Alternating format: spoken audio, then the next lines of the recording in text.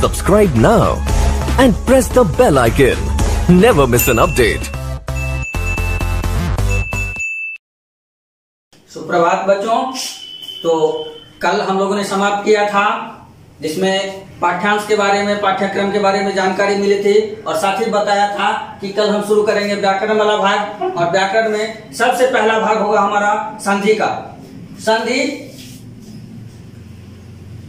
कहते हैं दो अत्यंत सन्निकट वर्णों के परस्पर मेल से तत्त वर्णों में जो विकार उत्पन्न होता है उसे संधि कहते हैं। दो सन्निकट वर्ण, मित्रों, संधि जब भी होता है एक वर्ण के तुरंत बाद यदि कोई अन्य वर्ण होता है तो उसमें संधि होता है या नहीं होता है, वो नियम के अनुकूल है।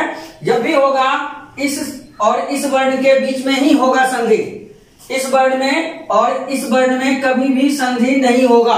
यह हमें ध्यान रखना होता है कि जिस वर्ण में संधि करना है उसके तुरंत बाद वाले वर्ण के साथ ही उसका संधि होगा। दो अत्यंत सन्निकट वर्ण, सन्निकट अर्थात एक के तुरंत बाद यदि दूसरा वर्ण है तो वहां पर संधि होगा और उन्हीं दोनों वर्णों में विकार उत्पन्न होगा तो संधि कहलाता है। तत्त वर्ण अर्थात उन दोनों वर्णों में, जिन दोनों वर्णों का जुड़ाव हो रहा है उनमें जो परिवर्तन आता है, विकार आता है, उसे ही संधि कहते हैं। क्लियर? कोई दिक्कत? संधि के तीन भेद होते हैं। संधि तीन तरह से होते हैं, स्वर संधि, व्यंजन संधि और विसर्ग संधि। संधि के तीन भेद होते हैं, स्वर संधि, व्यंजन संधि और विसर्ग संधि। संधि, तो संधि के जो तीन भेद हैं उसमें स्वर संधि अब तक आपने हमने देखा। अब हम स्वर संधि में घुसते हैं। स्वर संधि, जो संधि की परिभाषा है उसी में थोड़ा सा परिवर्तन, जहां जहां वर्ण है वहां यदि हम स्वर शब्द को ले लेते हैं तो हमारा स्वर संधि का डिफिनीशन, परिभाषा आ जाता है। दो अत्यंत सन्निकट स्वर वर्णों के परस्पर मेल से तत्त स्वर वर्णों में जो विकार या परिवर्तन आता है उसे स्वर संधि कहते हैं। दो अत्यंत सन्निकट, इससे पहले हमने देखा कि दो वर्ण, कोई भी स्वर वर्ण हो या व्यंजन वर्ण हो, कोई भी वर्ण जुड़ सकता है तो उसे संधि कहते हैं। अब हम आ रहे हैं स्वर संधि में। तो स्वर संधि कहता है कि दो अत्यंत सन्निकट स्वर वर्ण में ही, ध्यान देना दोस्तों, कि दो अत्यंत सन्निकट स्वर वर्ण में ही, अर्थात जो जुड़ेगा, जिसके साथ जुड़ेगा, दोनों यदि स्वर वर्ण है तभी स्वर संधि होगा, अन्यथा दूसरा संधि होगा। तो दो अत्यंत सन्निकट स्वर वर्णों में ही जो विकार उत्पन्न होता है, दोनों के मेल से जो परिवर्तन उत्पन्न होता है उसे स्वर संधि कहते हैं। दो अत्यंत सन्निकट स्वर वर्णों के परस्पर मेल से उन स्वर वर्णों में जो परिवर्तन आता है उसे स्वर संधि कहते हैं। क्लियर? स्वर संधि के 5 भेद हैं, एक और है जो बाद में बताएंगे। स्वर संधि के अभी 5 भेद दिमाग में से लेकर के चलिए। दीर्घ, गुण, वृद्धि, यन और अयादि। स्वर संधि के 5 भेद, दीर्घ, गुण, वृद्धि, यन और अयादि। स्वर संधि 5 तरह से हम आप समझ सकते हैं, क्योंकि ह्रस्व, दीर्घ, गुण, वृद्धि, अयादि ये सब जितने हैं वह स्वर संधि के भेद हैं। स्वर संधि के 5 भेद, दीर्घ, गुण, वृद्धि, यन, अयादि। अब हम आते हैं दीर्घ स्वर संधि पर। स्वर संधि के 5 भेद, दीर्घ, गुण, वृद्धि, यन और अयादि। ठीक है मित्रों? अब आइए हम पहला उस पर देखते हैं दीर्घ स्वर संधि। दीर्घ स्वर संधि का परिभाषा है अकः सवर्णे दीर्घ। मित्रों, ये अक जो है, अक, ये पाणिनि व्याकरण सूत्र के अंतर्गत आता है। पाणिनि व्याकरण सूत्र में जो शब्द जाल है, वर्ण जंजाल है, वर्णमाला है, जिसको हम आप कहते हैं, उसको माहेश्वर सूत्र के नाम से जाना जाता है। एक बार मैं बोल देता हूं, आप लोग सुन लीजिए। कभी किताब हो, आपके व्याकरण के किताब में, संस्कृत सहस्त्र के किताब में ढूंढिएगा तो आपको मिलेगा, जो कहता है कि नृतावसाने नटराज राजो ननाद ढक्कांग नव पंचवारम उद्धत तुकामः सनकादि सिद्धा नेतद विमर्शे शिवसूत्र जालम। अर्थात एक बार महादेव नृत्य कर रहे थे। नृत्य के क्रम में ही अवसान में, अर्थात नृत्य जब समापन की ओर था तो उन्होंने अपनी डमरू को बजाया। कहते हैं कि एक बार में उन्होंने 9 बार और एक बार में उन्होंने 5 बार, अर्थात कुल 14 बार डमरू को बजाया। उसी डमरू के शब्द से जो जाल फूटा, वर्ण फूटा, उसी को संस्कृत का वर्णमाला कहते हैं, जिसके अंतर्गत अयून, रील रिक, ए ओम, ऐ औच, हाय बरट, लण, यम गणनम, झभय, घरदक, जवगरदस, खप चटत चटतव कपय शशर हल। ये 14 सूत्र हैं। आप जब गौर करेंगे तो जितना वर्णमाला में आपको वर्ण मिलता है, जो भी वर्ण आपको उपलब्ध होते हैं, वो सारे वर्ण इस माहेश्वर सूत्र के अंतर्गत आपको मिल जाएंगे। उसी माहेश्वर सूत्र के अंतर्गत ये अक जो है वो प्रत्याहार है। आप संस्कृत संचय की किताब में उठा करके देखिएगा तो प्रत्याहार आपको मिल जाएगा। प्रत्याहार किसको कहते हैं? तो शब्दों का संक्षेपीकरण जो होता है, वर्णों का संक्षेपीकरण जो होता है, उसी को प्रत्याहार कहते हैं। अब अक कह देने से अ ई उ री री इतने वर्णों का हमें बोध हो जाता है।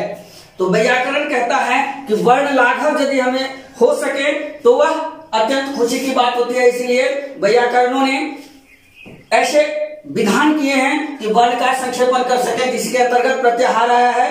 अब प्रत्याहार के अंतर्गत आता है अ ई उ री और री, अ ई उ री री अर्थात ह्रस्व। अब अक्ष कहता है अक वर्ण के सामने में यदि अपना ही सवर्ण, मित्रों अब प्रश्न उठता है कि सवर्ण किसको कहते हैं? अक के सामने में अपना सवर्ण रहे तो दोनों मिलकर के दीर्घ हो जाता है। तो ये सवर्ण क्या कहलाता है? सवर्ण किसको कहते हैं? तो कहते हैं कि उच्चारण स्थान आपने पढ़ा होगा, देखा होगा, सुना होगा कि जिन जिन वर्णों का उच्चारण स्थान एक है, अर्थात विभिन्न वर्ण भिन्न भिन्न स्थानों से उच्चारित होते हैं, जैसे अको विसर्जनीयानाम कंठ, इचुयशानाम तालु, ऋतुरसानाम मूर्धा, ऋतुलसानाम दंता, उपपद्मानीयानाम मोष्ठो, यमगणनानाम नासिका च, एदैतो कंठ तालु, ओदैतो कंठोष्ठम, वकारस्य दंतोष्ठम। ये उच्चारण स्थान है। तो जिन जिन वर्णों का उच्चारण स्थान एक है, अर्थात कंठ से जो जो वर्ण उच्चारित होते हैं वे सवर्ण कहलाते हैं, चाहे वो स्वर वर्ण हो या व्यंजन वर्ण हो। लेकिन ध्यातव्य है कि हम यहाँ पर स्वर संधि को पढ़ रहे हैं, स्वर संधि को देख रहे हैं, इसीलिए हम जिन जिन स्वर वर्णों का उच्चारण स्थान एक है उसको ही सवर्ण मानेंगे। अर्थात अ और आ ये दो सवर्ण कहलाएंगे। अ या आ के बाद, अ या आ के बाद, अ या आ के बाद अ या आ रहे तो दोनों मिलकर के आ बन जाते हैं। ये हमने बहुत पहले से पढ़ा होगा। अ जोड़ अ बराबर आ जोड़ आ बराबर आ, अ जोड़ आ बराबर आ, या फिर आ जोड़ अ बराबर आ, अर्थात दीर्घ। ये आ जो है वह दीर्घ है, ये स्वर ह्रस्व स्वर है, ये दीर्घ स्वर है, अर्थात दो ह्रस्व या एक स्वर ह्रस्व एक दीर्घ या दोनों दीर्घ मिलकर के दो एक दीर्घ वर्ण को उत्पन्न करते हैं। अ या आ के बाद यदि अ या आ रहे तो दोनों मिलकर के आ बन जाते हैं। इसी तरह ई या ई के बाद, ई या ई रहे तो ई या ई के बाद यदि ई या ई रहे तो दोनों मिलकर के दीर्घ ई बन जाते हैं। उ या उ के बाद, उ या उ रहे तो दोनों मिलकर के दीर्घ उ बन जाते हैं। री या री के बाद री या री रहे तो दोनों मिलकर के री बन जाते हैं। उसी तरह री या री के बाद री या री रहे तो दोनों मिलकर के री बन जाते हैं। यद्यपि इसका उदाहरण आपको लौकिक संस्कृत में बहुत कम देखने को मिलता है, फिर भी कहता है अ या आ के बाद यदि अ या आ रहे तो दोनों मिलकर के आ बन जाते हैं।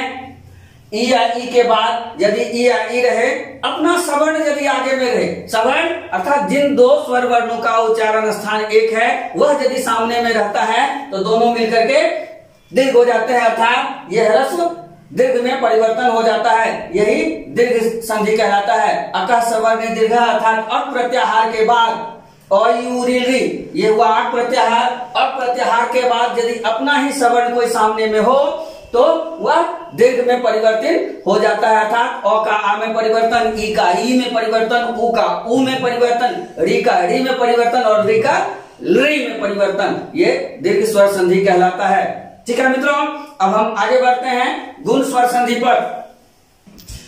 अब आते हैं हम लोग गुण संधि पर। तो गुण संधि का सूत्र है आद गुना, कहता है अ या आ के बाद, अ या आ के बाद यदि उ या उ रहे, अ या आ के बाद यदि ई या ई रहे, पहले इस पर आते हैं। अ या आ के बाद यदि ई या ई रहे तो दोनों मिलकर के ए बन जाते हैं। अ या आ के बाद पूर्व प्लस का निशान हम जहां रहते हैं उसके पूर्व पद में यदि अ या आ है और उसके प्लस के निशान के बाद में यदि ई या ई है तो दोनों मिलकर के ए में परिवर्तन हो जाएगा, अर्थात जैसे इंद्र जोड़ ईस।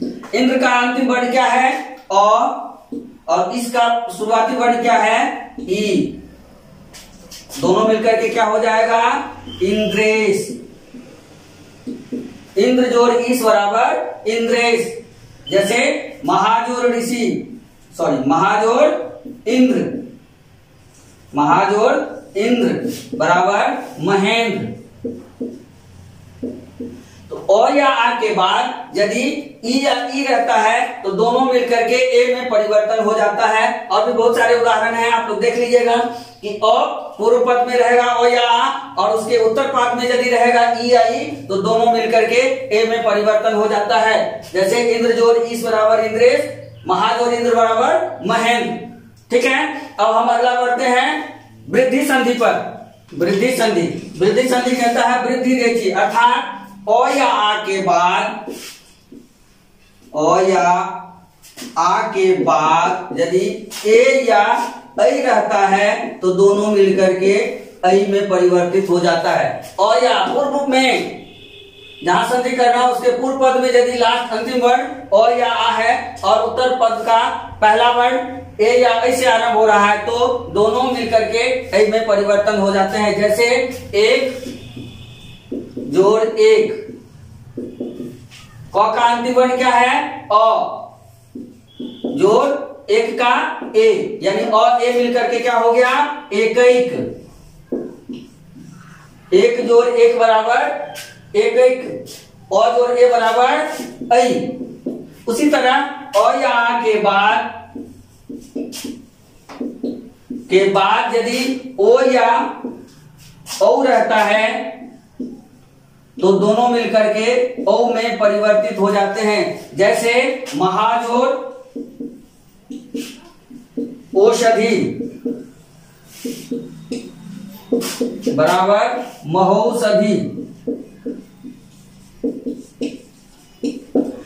अ या आ के बाद यदि ए या ऐ रहेगा तो दोनों मिलकर के ऐ में परिवर्तन होता है। और अ या आ के बाद यदि ओ या औ रहेगा तो दोनों मिलकर के ओ में परिवर्तित हो जाता है। ये वृद्धि संधि कहता है, यानी ऐ और ओ में परिवर्तन ये वृद्धि संधि कहलाता है। तो दीर्घ गुण वृद्धि हुआ। अब हम आगे बढ़ते हैं यन संधि पर। यन संधि, यन संधि का सूत्र कहता है इको यनट, अर्थात ईक के स्थान पर यण हो जाए। मित्रों, इससे पहले हमने दीर्घ संधि में प्रत्याहार के बारे में पढ़ा, समझा, सुना। वही प्रत्याहार यहां आता है कि ईक प्रत्याहार, अर्थात ई उ री के बाद ई उ री के बाद यदि स्वयं से भिन्न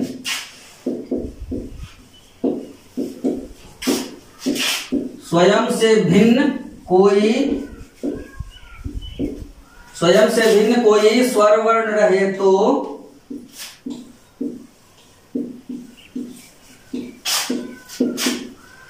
क्रमशः ई का य, उ का व,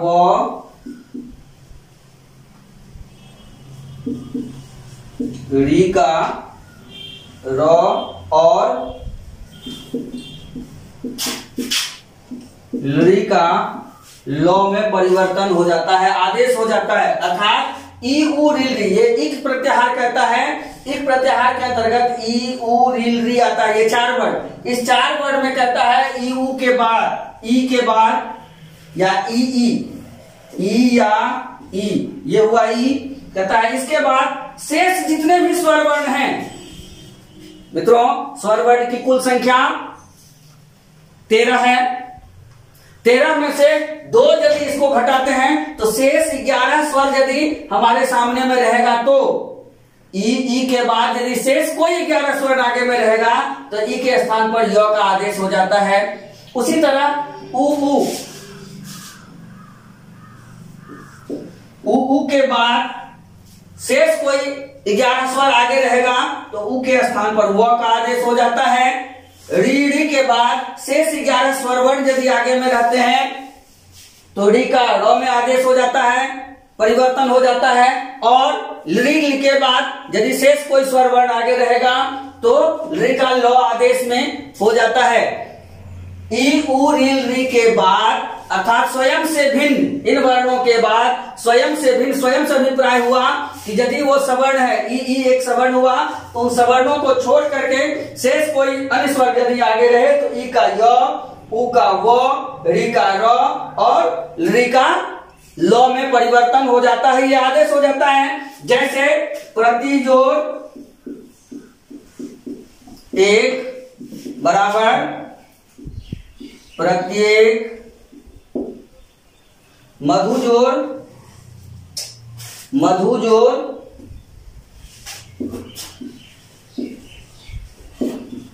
अड़ी बराबर मध्वरी,